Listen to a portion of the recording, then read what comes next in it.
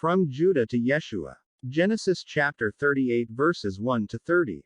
Isaiah chapter 37 verses 31 to 37. And Matthew chapter 1 verses 1 to 17. Introduction. Have you tried to trace the origin of your family? What is the importance of tracing it? The story of Joseph finally began last Shabbat. He was loved by Jacob more than all his children, and that's the reason why he made Joseph a tunic, and that made his brothers hated and envied him. It came to a point that Joseph shared his dreams to his brothers and father, but they hated him even more, and Jacob rebuked him. The envy and hatred of Joseph's brothers leads to a decision to sell him to the Ishmaelites for 20 shekels of silver, and they took Joseph to Egypt. Our Torah portion is about Judah and Tamar that suddenly cuts the story of Joseph. Among the 12 sons of Jacob, Joseph and Judah have a big role to play about the coming of Messiah Yeshua. From Joseph's hardship, we can see the suffering of Yeshua, persecuted, betrayed, and killed as a sacrificial lamb. Now, this is the reason why the story of Judah and Tamar must take place, to demonstrate to us how Adonai Yod-Heh-Vav-Heh intervenes in fulfilling his promise to Abraham. Galatians chapter 3 verse 16 says, "Now to Abraham and his seed were the promises made." He does not say, "and to seeds, as of many, but as of one, and to your seed, who is Christ." Since Reuben, Simeon, and Levi were out of favor because of their wickedness and Joseph's gone, Judah would come to act, this time as the firstborn. So he departed from his brothers, and he met the daughter of Shua, a Canaanite woman, and married her. Shua bore 3 sons, Onan, and Shelah, but the eldest died because of his wickedness. Widowed Tamar, so Judah told Onan to raise up offspring for his brother. In return, Onan wasted his seed on the ground, and it displeased Adonai, so he took his life also. Judah made a promise to his daughter-in-law Tamar, to give Shelah once the boy is grown, but he didn't fulfill his promise. Now we can see here how Adonai Yod-Heh-Vav-Heh intervenes. First, the wife of Judah died.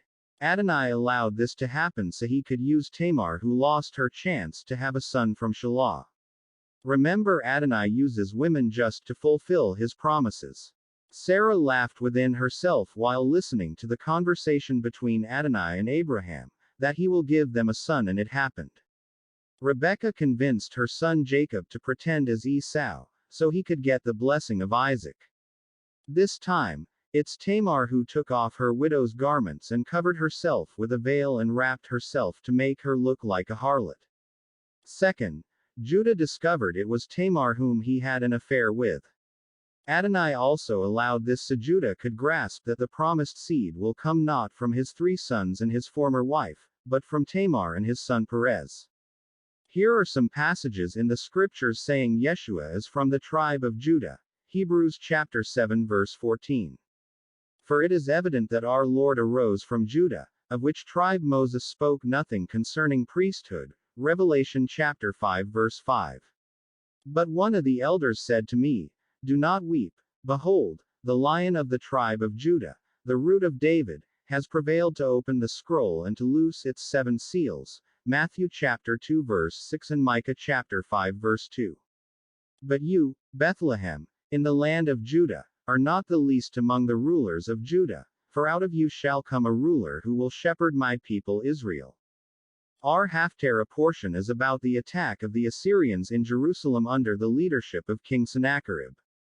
Since the Assyrians were too strong, King Hezekiah of Judah consulted Adonai Yod-Heh-Vav-Heh, and through his prophet Isaiah, he gave an answer. That they will survive from the attack of the Assyrians because there will be a remnant from the house of Judah, and Adonai will preserve them. He will let the Assyrians fail and they will turn back because Adonai will defend the city of Jerusalem. So, Adonai sent his angel and killed in the camp of the Assyrians 185,000, and King Sennacherib departed and went back to Nineveh. We can learn 2 things here. 1. Consult Adonai in times of trouble. Hezekiah, as king of Judah, prayed to Adonai, and he said in verse 20 to save them from the hand of King Sennacherib, that all the kingdoms of the earth may know that Adonai Yod-Heh-Vav-Heh is the only Lord. 2. Believe in his words. Adonai promised to King Hezekiah that he will defend the city of Jerusalem for his sake and David's sake. Deuteronomy chapter 20 verse 4. For the Lord your God is the one who goes with you to fight for you against your enemies to give you victory. In apostolic portion, the book of Matthew starts with the genealogy of Yeshua, as the son of David from the tribe of Judah, and son of Abraham. Why did Matthew start with Yeshua's genealogy? 1. To show us that Yeshua became a human being. In Philippians chapter 2 verse 6, it says, who, being in the form of God, did not consider it robbery to be equal with God, but made himself of no reputation, taking the form of a bondservant, and coming in the likeness of men. 2. To show us the fulfillment of Jacob's blessing upon Judah, and the role of the promised Messiah. In Genesis chapter 49 verse 8 to 12, we can see Yeshua as a lion and be praised by all. He will rule and be feared, and to him shall be the obedience of the people. 3. To show us that even Gentiles are part of Adonai's plan of salvation. Matthew mentioned Rahab, a Gentile and a prostitute, while Ruth was a Moabite woman. Apostle Paul said in Romans chapter 1 verse 16, For I am not ashamed of the gospel of Christ, for it is the power of God to salvation for everyone who believes, to the Jew first and also to the Greek, Gentile. The connection of our Parsha is about the origin of Yeshua. In Torah, Judah had an affair with Tamar, and she bore Perez.